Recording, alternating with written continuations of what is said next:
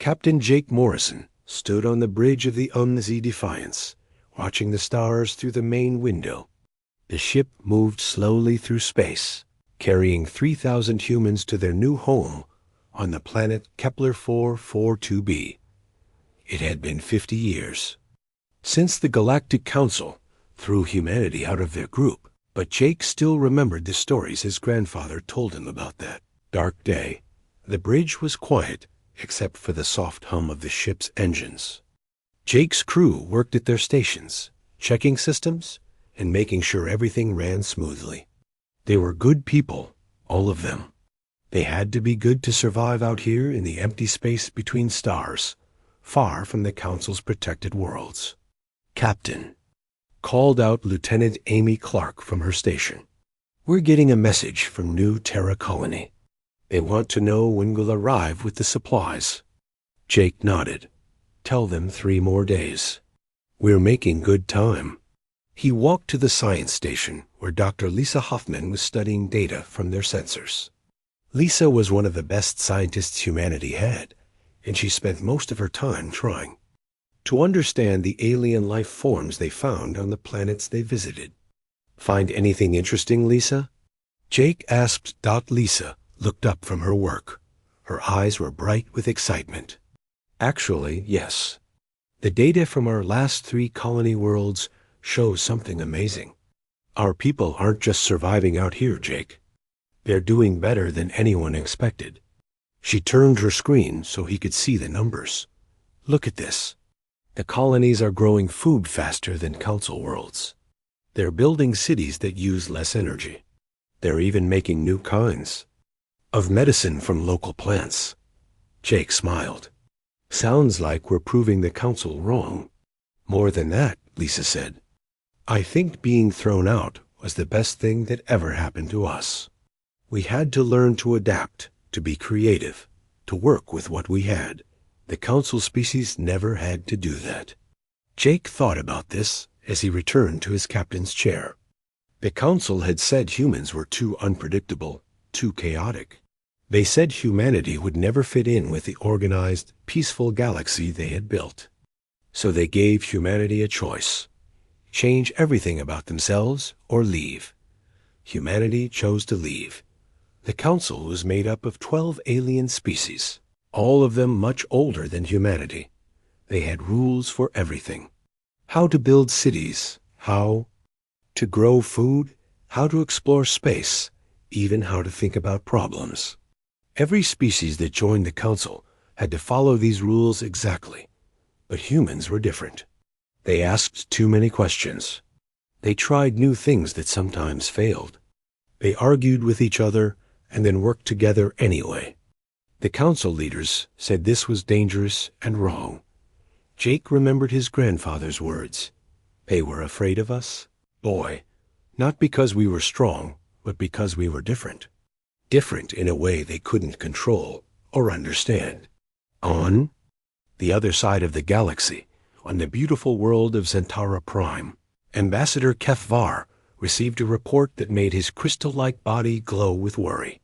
The Zentarans were tall beings made of living crystal who had led the Council for thousands of years.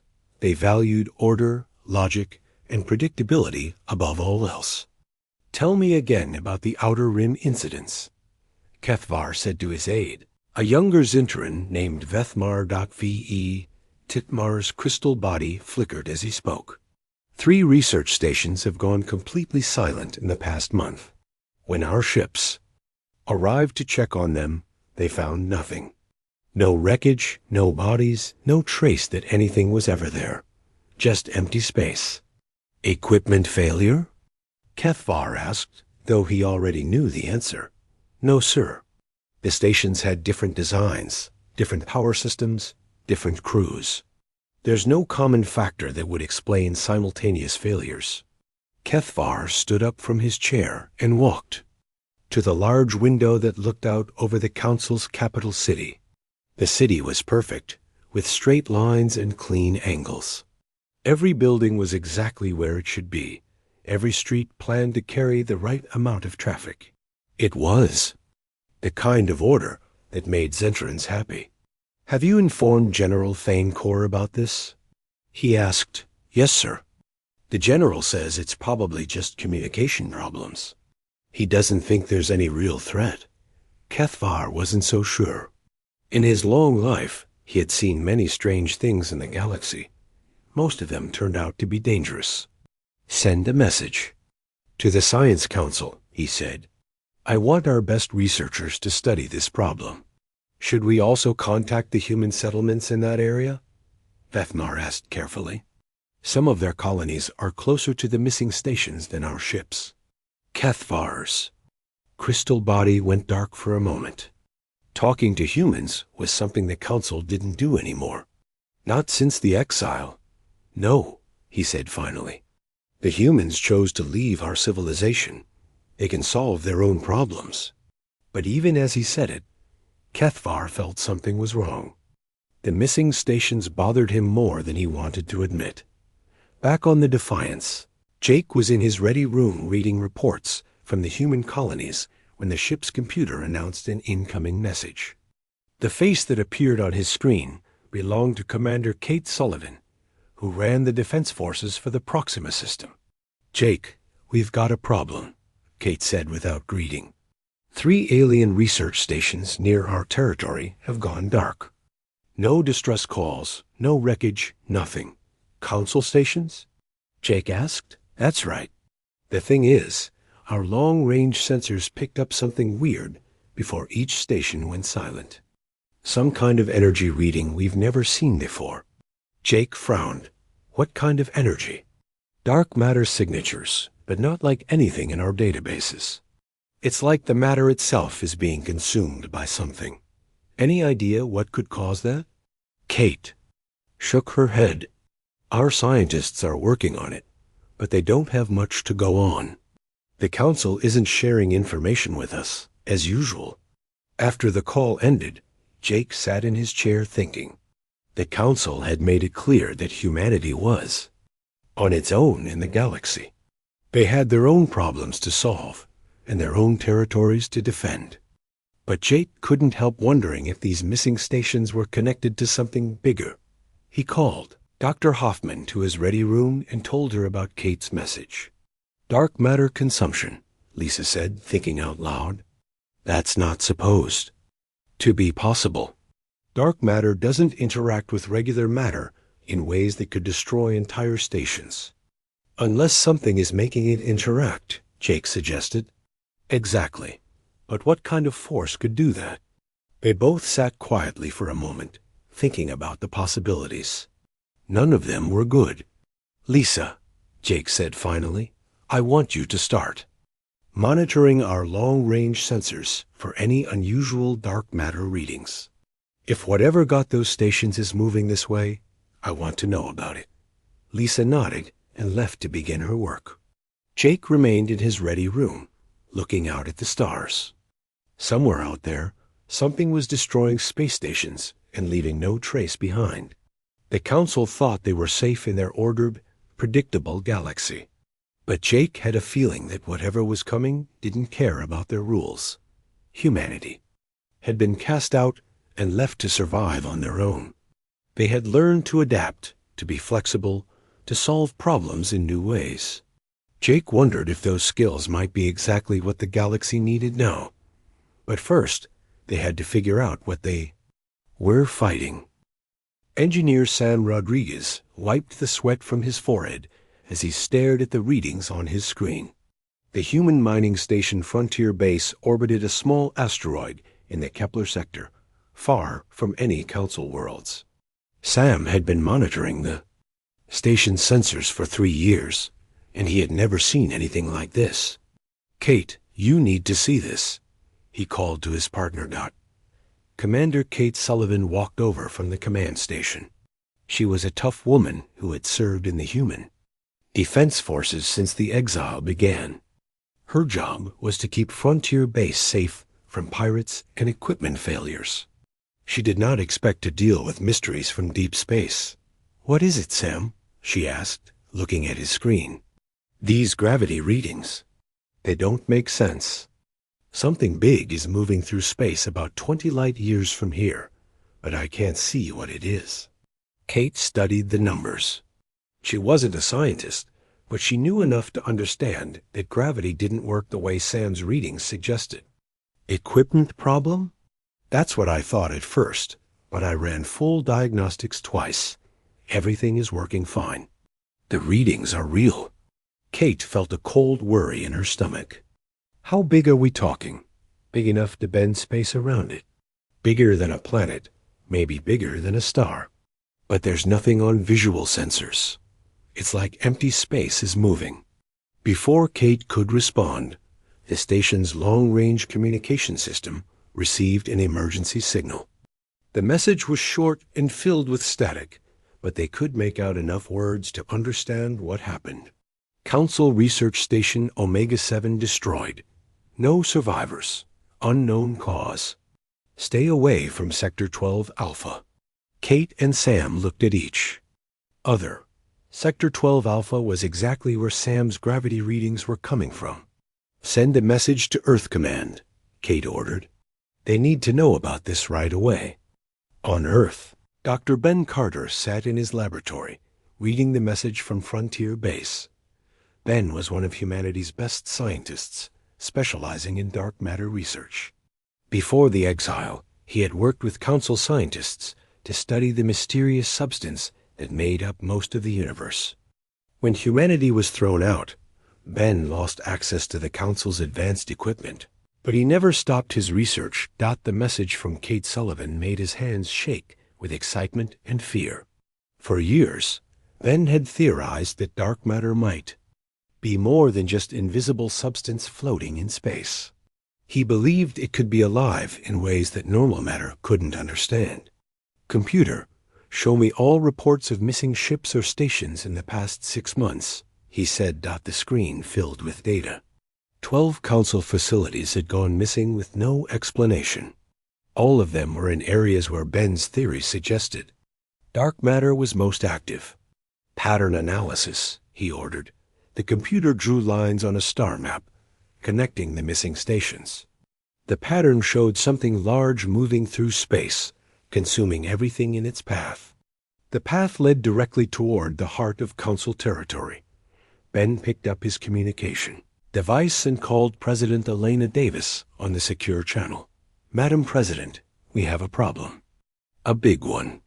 President Elena Davis listened to Ben's report from her office in New Washington, the capital city of Earth's new government. Elena had been a young diplomat when humanity was exiled. She remembered the pain and anger of that day, but she also remembered the determination that followed. Humanity had built something new and better in the 50 years since then. "How certain are you about this theory, Ben?" she asked. "The math works perfectly. Something is consuming matter and energy on a massive scale. It's not a natural phenomenon. It's behaving like a living thing, but made of dark matter instead of regular atoms." Elena thought about this news. If Ben was right, this threat wasn't just dangerous to humanity. It was dangerous to every living thing in the galaxy. Do we know where it's heading? Based on the pattern, it's moving toward the Council's core. Worlds. Centaura Prime is directly in its path. Elena felt no joy at hearing this. Despite everything the Council had done to humanity, she didn't want to see billions of innocent people die. "What do you recommend, Ben?" "We need to study this thing. Learn how it works, what it wants, how to stop it. But we'll need help from the Council to do that." Elena almost laughed. "The Council hasn't spoken to us in 50 years. They made it clear we're not welcome in their galaxy." "This isn't about politics anymore, Madam President. This is about survival." Meanwhile, in the Proxima system, Admiral Rick Hayes commanded a small fleet of human ships. Rick was a career military officer who had spent his life protecting human colonies from dangers, both known and unknown. His ships weren't as advanced as Council vessels, but they were tough and reliable. Admiral called his communications officer. "We're receiving a distress signal from Council Patrol Group 7. They're under attack." Rick looked at the tactical display. The Council ships were only 3 hours away at maximum speed. He had standing orders not to interfere with Council operations, but he also had orders to investigate any unknown threats to human territory. What kind of attack? He asked. Unknown, sir. Their messages are breaking up. Something about darkness. Consuming their ships. Rick made a decision that would change everything. All ships set course for the distress signal. Maximum speed. Sir, his first officer said quietly, if we help Council ships, it might cause diplomatic problems.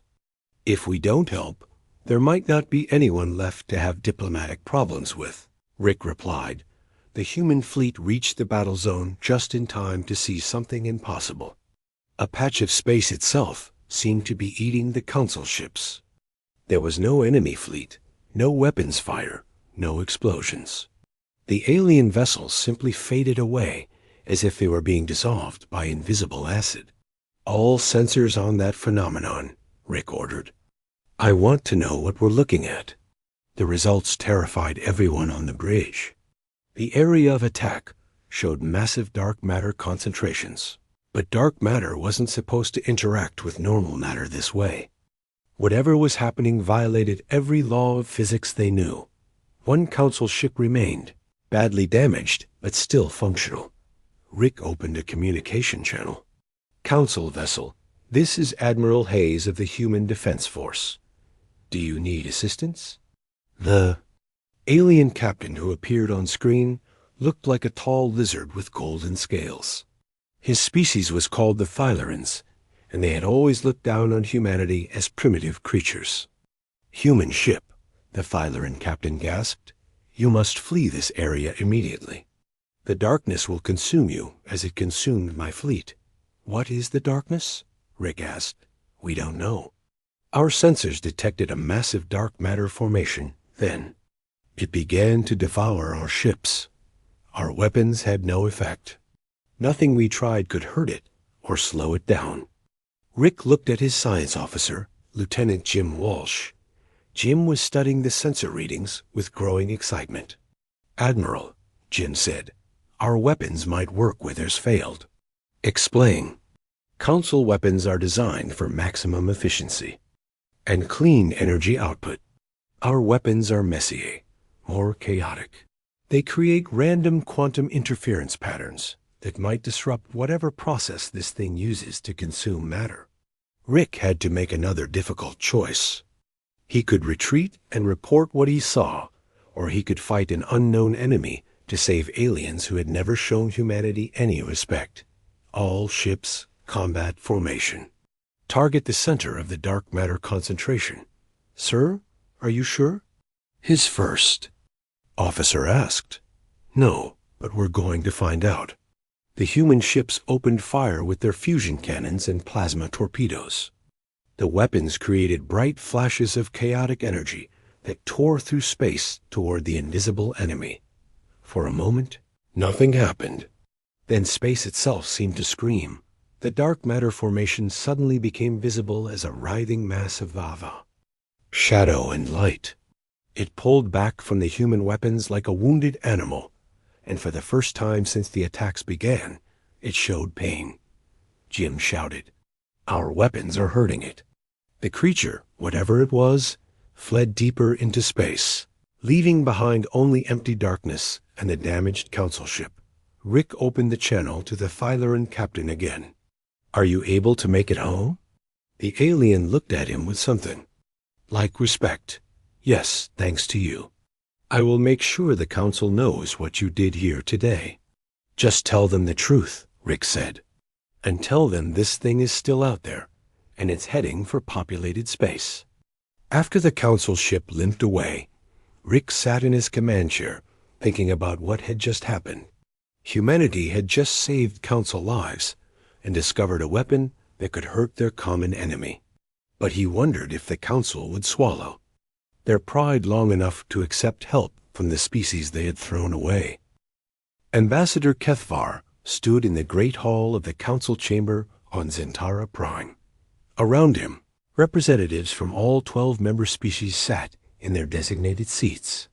The hall had been designed to show the power and unity of galactic civilization. Today, it felt like a tomb. The holographic display in the center of the room showed a star map with red marks indicating destroyed systems. In the past week, 3 more Council worlds had vanished completely. Billions of lives lost without a trace. The entity continues to move toward our core territories, reported Science Director Lethvane, a being that looked like a floating jellyfish made of light. Our most advanced weapons have no effect on it. Our shields cannot stop it. Our fastest ships cannot outrun it. General Thine Kor, the Council's military leader, stepped forward. His species looked like giant armored beetles that walked on the air. Back legs. We have evacuated 17 systems ahead of the creature's path, but we cannot evacuate the entire galaxy. What about the human engagement in Sector 9? Asked Representative Yithmar from the aquatic Selkari species, General Thankors. Mandibles clicked with annoyance. A minor skirmish. The humans got lucky with their primitive weapons. It proves nothing. Kethvar's crystal body flickered with disagreement. He had read the full report from the Thyleran captain who survived the attack. The human weapons had done more than get lucky. They had actually hurt the creature and forced it to retreat. Perhaps we should consider all options, Kethvar said carefully. The hall fell silent. Everyone knew what he was suggesting, and everyone hated the idea. You cannot be serious, said Representative Gorthkal of the Mechanical Nexus Collective. Contact the humans? The species we cast out for being too chaotic and unpredictable? The same chaos that somehow damaged our enemy, Kethvar replied. The debate that followed was intense. Some council members argued that asking humans for help would destroy their authority and dignity. Others pointed out that dignity meant nothing if they were all dead. Finally, the vote was called. By the narrowest possible margin, the council agreed to send a message to humanity. But they insisted the message be carefully worded to avoid admitting any mistakes or showing weakness. 3 days later, Captain Jake Morrison received the transmission aboard the UNS Defiance. He read it twice before calling his senior staff. To the briefing room. Listen to this, Jake said, and read the message aloud. To the human settlements of the Outer Rim. The Galactic Council extends an invitation for your species to contribute to a matter of galactic security. A phenomenon affecting multiple systems requires investigation. Your participation would be noted and appreciated. Dr. Lisa Hoffman laughed, but there was no humor in it. They still can't say they need our help. Even when they're dying, they have to pretend they're doing us a favor. What do you think, Lisa? Jake asked. Should we respond? We have to. Whatever this thing is, it won't stop with the Council worlds. Eventually, it'll reach our colonies too. Jake nodded and sent the message to Earth Command. Within hours, every human settlement had received copies, and the debate began immediately. On New Terra, the largest human colony outside Earth, the Colonial Congress met in emergency session. The assembly hall was packed with representatives from dozens of worlds, all arguing about what humanity should do. We owe them nothing, declared Representative Bill Harper from the mining colonies. They threw us out when we wouldn't bow to their rules. Now they want us to save them? This isn't about them, replied Dr. Susan Wright from the research stations. It's about survival. If this creature destroys the Council, how long before it comes for us? The arguments continued for hours. Some wanted revenge for the exile. Others wanted to prove humanity was better than the species that had rejected them. A few simply wanted to hide and hope the threat would pass them by. Then an old woman stood up in the back of the hall. Dr. Nancy Fisher had been one of the original human ambassadors to the Council 50 years ago. She was in her 80s now, but her voice was still strong. I was there when they cast us out, she said. The hall fell quiet to listen. I heard their reasons. They said we were too unpredictable, too chaotic. They said we would never fit into their ordered galaxy. She walked slowly to the center of the hall. They were right. We are chaotic. We are unpredictable. But do you know why? Nancy looked around the room at all the faces watching her. Because chaos and unpredictability are how life survives when everything goes wrong, when the rules don't work anymore, when the old ways fail and something new is needed. She gestured toward the star map on the wall. The Council built a galaxy based on order and rules. Every species learned to think the same way, to solve problems the same way. They became predictable. And now something has come that feeds on predictability, and they don't know how to fight it. Nancy's voice grew stronger. But we do, because we never forgot how to be chaotic, how to try new things, how to adapt when everything falls apart. She looked directly at the congressional president. This isn't about helping the council. This is about proving that life is stronger than death, that chaos is stronger than order when survival is at stake. The vote wasn't even close. Humanity would respond to the council's plea, but on their own terms. President Elena Davis personally drafted the reply message. She sat in her office late at night, choosing each word carefully. To the Galactic Council, she began. Humanity acknowledges your request for assistance. We will dispatch a fleet to engage the unknown threat, but not as your subjects or servants. We come as equals, representing an independent human confederation. Our ships will operate under human command using human tactics. In return, we require full access to your scientific data on this entity and the right to establish permanent diplomatic relations with any council species that wishes it. She paused before adding the final paragraph. We also require a formal acknowledgement that humanity's exile was based on fear rather than justice, and that our differences are strengths rather than weaknesses. When the message reached Zentara Prime, Ambassador Kefvar read it with what humans would have called a smile, if his crystal face could make such expressions. The humans were being difficult, as always, but they were also offering to help when no one else could. The council spent 2 days arguing about the human demands before another emergency changed everything. The entity had accelerated its attacks. Instead of consuming one system per week, it now destroyed one per day. The industrial world of Tychos 4, home to 3 billion people, vanished in less than 6 hours. Accept their terms, Kethvar told. The emergency session. All of them. But the diplomatic implications, protested Representative Gorthkel, will not matter if we're all dead. Kethvar replied firmly. The acceptance message reached Admiral Rick Hayes as he prepared the human fleet at Proxima Station. Rick had been chosen to lead the mission because of his successful encounter with the entity. He stood on the bridge of his flagship, the UN's Defiance, looking out at the assembled ship's dot. It wasn't an impressive fleet by Council standards. 27 ships of various sizes and designs, from military cruisers to converted cargo vessels. But each ship was crewed by humans who had learned to survive in a hostile galaxy through creativity and determination.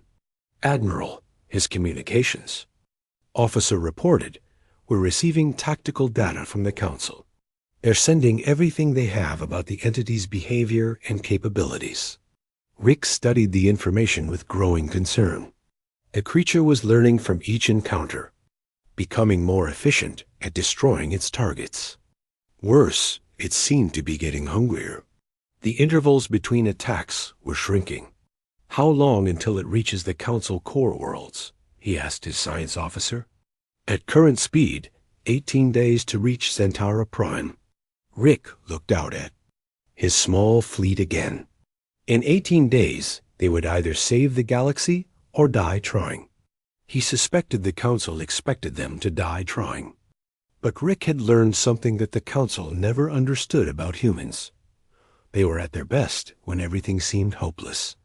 Signal the fleet, he ordered. We depart for Council space in 1 hour. and send a message to Earth Command. Tell them if we don't come back, humanity should prepare for war. As the human fleet jumped to hyperspace, Rick couldn't help but think about the irony of the situation. 50 years ago, the Council had thrown humanity out because they were different. Now those same differences might be the only thing that could save them all. But first, they had to reach the battle zone alive. Admiral Rick Hayes watched through the main screen as his small human fleet dropped out of hyperspace near Aegis Prime. The massive Council fortress world hung in space before them, surrounded by the largest fleet Rick had ever seen. Hundreds of alien warships formed defensive lines around the planet. Their weapons pointed toward empty space, but the space wasn't really empty. Rick's sensors showed the truth. A huge mass of dark matter was approaching Aegis Prime, invisible to the eye, but deadly beyond imagination. The entity had consumed 12 Council worlds in the past 2 weeks. Now it was coming for one of their most important military bases. Communications. Open a channel to the Council Fleet Commander. Rick ordered. The face that appeared on his screen belonged to Admiral Zeth Koros, a Zentran military leader whose crystal body glowed with stress patterns. Behind him, Rick could see the bridge of a massive Council dreadnought. Admiral Hayes, Zeth Koros said, his voice translator making him sound stiff and formal. Your fleet is smaller than we expected. We brought what we could, Rick replied. Sometimes quality matters more than quantity. I hope you are correct. Our enemy will arrive in 6 hours. We have prepared our most powerful weapons, but previous encounters suggest they will be ineffective. Rick studied the tactical display his science officer had prepared. The Council fleet was arranged in perfect geometric patterns, with each ship in its assigned position. It looked impressive, but Rick knew it was exactly the wrong approach. Admiral Zeth Koros, I need you to change your formation. Change it. How? Break up those neat lines. Scatter your ships randomly across the system. Make your movements unpredictable. The alien admiral's crystal body darkened with confusion. That would destroy our firing coordination. Our tactical efficiency would be reduced by 60%. Trust me on this, Rick said. Efficiency is what this thing feeds on. We need to be chaotic. While the two admirals argued about tactics, Dr. Ben Carter worked frantically in his makeshift laboratory aboard the human science vessel UN's Discovery. He had been studying the Council's data about the entity for 3 days straight, and he finally understood what they were facing. It's not just a predator, he told Dr. Lisa Hoffman over the communication link. It's more like an immune system for the universe itself. Lisa was aboard the Unez Defiance with Captain Jake Morrison, helping to coordinate the human fleet's scientific efforts. What do you mean? Think about it, Ben explained. This thing only attacks organized civilizations. It leaves primitive worlds alone. It feeds on order, structure, predictability. It's like the universe developed an antibody to prevent any one species from becoming too dominant. So it sees the Council as a disease. Exactly. And the more organized and predictable they become, the stronger its response. But humans confuse it because we're organized enough to be a threat, but chaotic enough to register as natural. Jake Morrison, listening to the conversation, felt a cold understanding creep over him. Ben, are you saying this thing might come after us eventually? Only if we become too much like the Council. As long as we stay chaotic and unpredictable, we should be safe. The discussion was interrupted by an urgent message from Admiral Hayes. All ships, the entity has been detected at the edge of the system. Battle stations. Lieutenant Amy Clark sat at her tactical station aboard Rick's flagship, studying the sensor readings with growing excitement. Amy was young, barely 25, but she had a gift for seeing patterns that older officers missed. Admiral, she called out, I have an idea. Rick walked over to her station. Let's hear it. The council ships are military vessels, right? Their energy signatures are clean and efficient. But we also have civilian ships in our fleet. Merchant vessels, colony transports, even that old mining ship Sam Rodriguez brought from Frontier. Base, what's your point, Lieutenant? Civilian ships have messy energy signatures. Their engines aren't perfectly tuned, their power systems vary, their flight patterns are irregular. What if we use them as bait? Rick understood immediately. The entity will be attracted to the organized council fleet, but confused by our civilian ships. Right, and while it's trying to figure out what our civilians are, the military ships can attack from unexpected angles. Rick opened a fleet-wide channel. All civilian vessels, this is Admiral Hayes. I'm about to ask you to do something very dangerous, and I can't order you to do it. You're volunteers, not soldiers. Captain Sam Rodriguez answered first from his converted mining ship. Admiral, we came here to fight. Tell us what you need. I need you to fly straight at the enemy. No formation, no coordination. Just fly however feels right to you. Be as unpredictable as possible. We can do unpredictable, Sam laughed. It's what we're best at. The entity appeared as a wall of darkness that bent space around itself. It was larger than a moon, but moved like a living thing, reaching out with invisible tentacles toward the council fleet. The alien warships opened fire immediately, filling space with brilliant energy beams and plasma torpedoes. The weapons passed through the entity without effect. It absorbed the energy and continued forward, growing larger and darker with each passing moment. All human ships, execute the Clark maneuver, Rick ordered. The civilian ships broke from the fleet and flew toward the entity in a chaotic swarm. Sam Rodriguez's mining ship led the way, followed by merchant vessels, passenger transports, and cargo haulers. They flew without formation, changing direction randomly, their engines creating a symphony of different energy signatures. The entity slowed its advance, its dark mass rippling with what looked like confusion. For the first time since the attacks began, it hesitated. Now, Rick shouted, all military vessels, attack pattern chaos. The human warships struck from 6 different directions at once, their fusion cannons and plasma torpedoes, creating bright explosions of chaotic energy.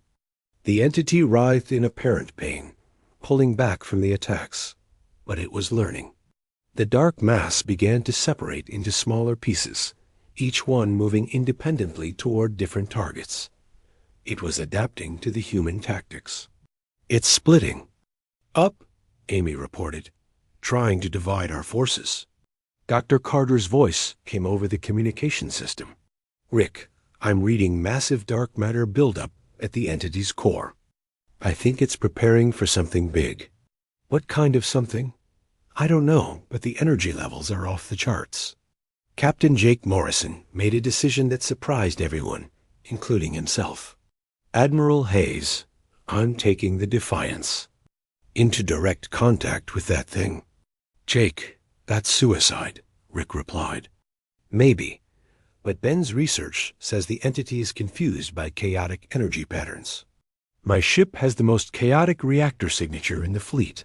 If I can get close enough, maybe I can disrupt whatever it's planning. Rick wanted to refuse the request, but he knew Jake was right. Someone had to take the risk, and the Defiance was their best chance. Do it, he said. But take only volunteers. Jake looked around his bridge. Every member of his crew was looking back at him with determination. Looks like we're all volunteers, Admiral.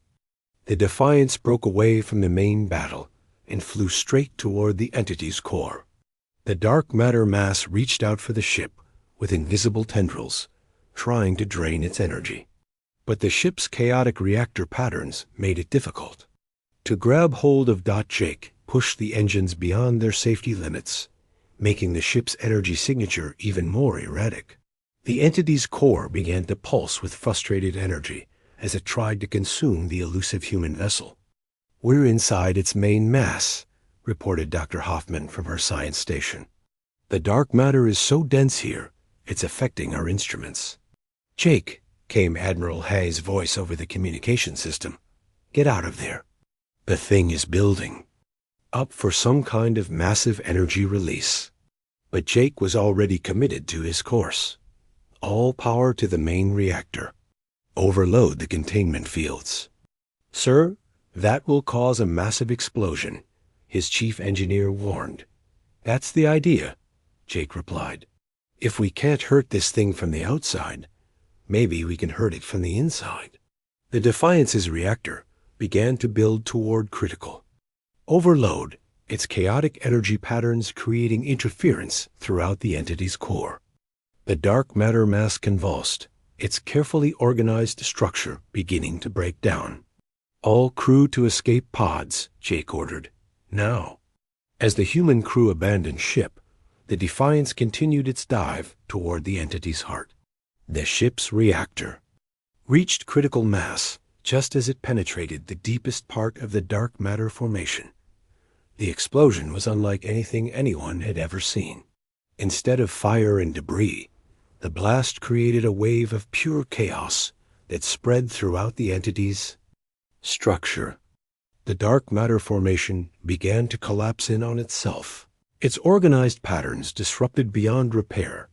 The entity let out what could only be described as a scream of pain and confusion. Its remaining mass pulled back from the battle zone, retreating into deep space like a wounded animal. For the first time in months, a council world was safe from attack. Admiral Hayes watched the rescue ships pick up Jake Morrison and his crew from their escape pods. All of them had survived, though their ship was gone forever. "Admiral Zethkoros," Rick called to the Council Fleet Commander, "your world is secure." The alien admiral's crystal body was glowing with patterns Rick had never seen before. "Admiral Hayes, how did you know that would work?" 3 months after the Battle of Aegis Prime, Ambassador Kethvar stood before the largest gathering of alien species in galactic history. The Great Assembly Hall on Zentara Prime had been expanded to accommodate representatives from over 30 civilizations, including many that had never been part of the original Council. Today was different from any day in the past 1,000 years. Today, the Council would do something they had never done before. They would apologize. Kethvar's crystal body glowed with patterns of humility as he began to speak. "We gather today to correct a great wrong. 50 years ago, this Council cast out humanity because we feared their differences. We called them chaotic and unpredictable. We said they would never fit into our ordered galaxy." He paused, looking out at the assembled delegates. "We were wrong. Not just about humanity, but about the very nature of strength and survival." In the human section of the hall, President Elena Davis sat with her delegation. Beside her, Captain Jake Morrison wore the uniform of the newly created Galactic Defense Force.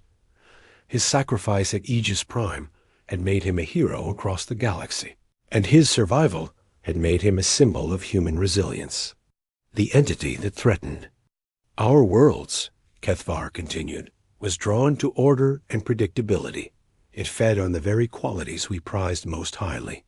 Only chaos and unpredictability could hurt it. Only the species we had rejected could save us. The hall was completely silent as Kethvar walked to the center of the assembly floor. "Therefore, on behalf of the Galactic Council and all member species, I formally apologize to humanity for our fear, our prejudice, and our mistake. We ask not for forgiveness, but for the chance to build something better together." President Davis rose from her seat and walked to meet Kethvar in the center of the hall. The symbolism was clear to everyone watching. The species that had been cast out was meeting the species that had cast them out as equals. "Ambassador Kethvar," Elena said, her voice carrying clearly through the hall, "humanity accepts your apology. But more than that, we accept your invitation to help build a new kind of galactic community. She turned to address the entire assembly. We propose a new model of cooperation based on diversity rather than conformity. A galaxy where different ways of thinking are valued, not feared. Where chaos and order can work together instead of against each other. The vote to readmit humanity to galactic civilization was unanimous, but with a crucial difference. Humanity would not be required to follow the old council rules. Instead, new rules would be written that celebrated diversity rather than demanding uniformity. On the research station Harmony, Dr. Lisa Hoffman worked alongside alien scientists from 6 different species. The station orbited a neutron star in what had once been council space, but was now part of the new galactic cooperation zone. The quantum resonance patterns are stabilizing, reported Dr. Vethmar, the Zentran scientist who had become Lisa's research partner. His crystal body flickered with excitement as he studied their latest experiment. Lisa smiled as she watched the data streaming across her screen. They were developing new technologies that combined human creativity with alien logic, chaos with order. The results were breakthroughs that neither species could have achieved alone. Lisa, called Dr. Yilashen from across the laboratory. The Valen scientist looked like a living sculpture made of flowing metal, and her species had always been known for their artistic abilities. The new propulsion system is ready for testing. The engine they had developed used principles that seemed impossible to traditional council science. It created propulsion by generating controlled chaos in subspace, allowing ships to move faster and more efficiently than ever before. Human chaos theory combined with Valen artistic flow and Zentran mathematical precision, Lisa said. 3. Species working together to create something none of us could make alone. The research station was just one example of the changes sweeping across the galaxy. Species that had been ignored or marginalized by the old council were now valued partners. In the new alliance, the artistic Valen, the quantum-sensitive Nephrim, even the nomadic Voidwalkers who lived in deep space. On New Terra, Admiral Kate Sullivan stood on the bridge of the GDF Horizon, the first ship of the new Galactic Defense Force. Kate had been promoted to overall fleet commander after Admiral Hayes retired to become Earth's ambassador to the new galactic government.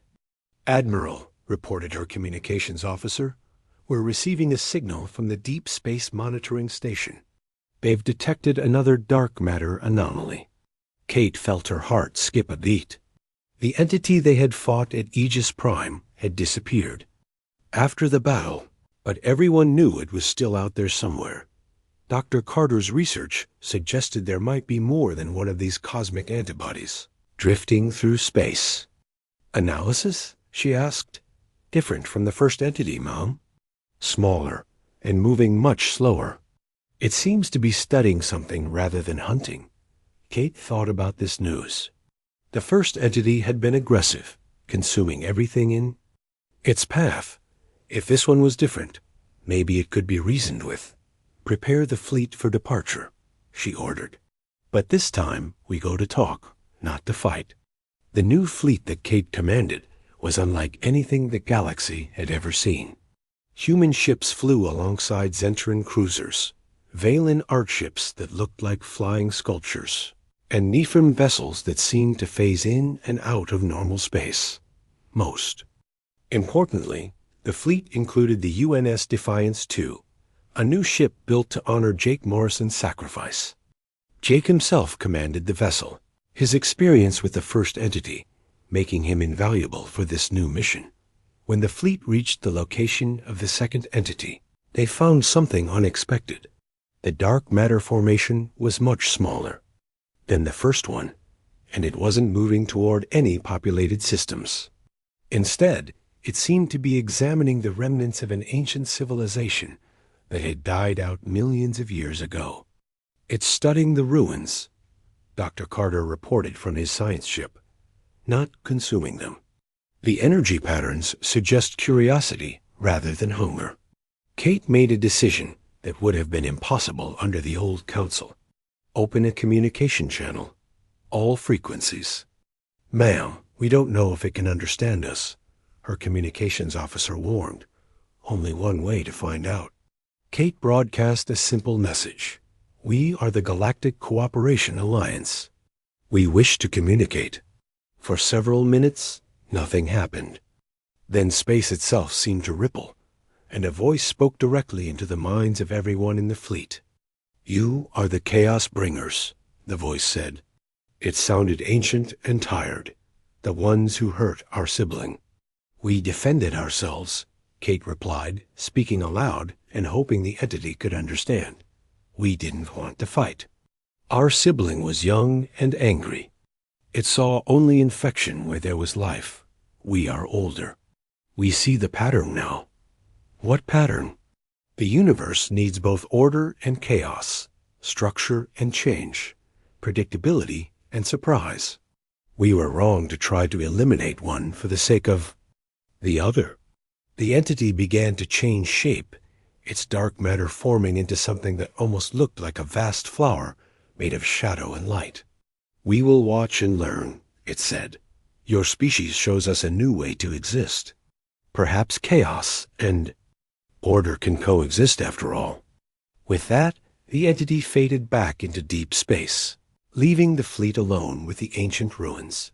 Back on Zentara Prime, in the gardens of the new Galactic Cooperation Center, children from a dozen different species played together under the alien sun. Human children laughed alongside young Zentarans whose crystal bodies sparkled with joy. Valen youngsters shaped metal toys for Nephrim children who existed partially in another dimension. In the center of the garden stood a memorial to Captain Jake Morrison and all those who had died fighting the first entity. The inscription was written in 20 different languages, but the meaning was the same in all of them. In chaos, we find strength. In diversity, we find hope. In unity, we find purpose. President Elena Davis stood before the memorial with Ambassador Kethvar. Both of them were older now, marked by the responsibility of building a new kind of civilization.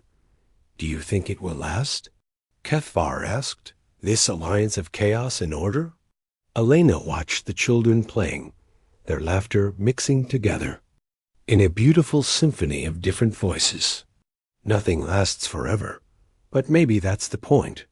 Change is what keeps life alive." She turned to look at her crystal companion.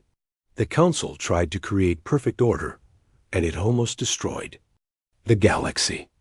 We're trying to create perfect balance, and that might be just as dangerous. But at least we're making new mistakes instead of repeating old ones." Kethvar's body flickered with what humans had learned was laughter. New mistakes. "I think humanity has taught us all to appreciate the value of new mistakes." Above them, ships from across the galaxy arrived and departed from the spaceport. Human vessels with their chaotic energy signatures flew alongside alien ships with their perfect efficiency. Merchants traded goods and ideas.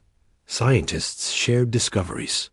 Artists collaborated on works that no single species could have imagined. Then the galaxy was louder now, messier, more unpredictable.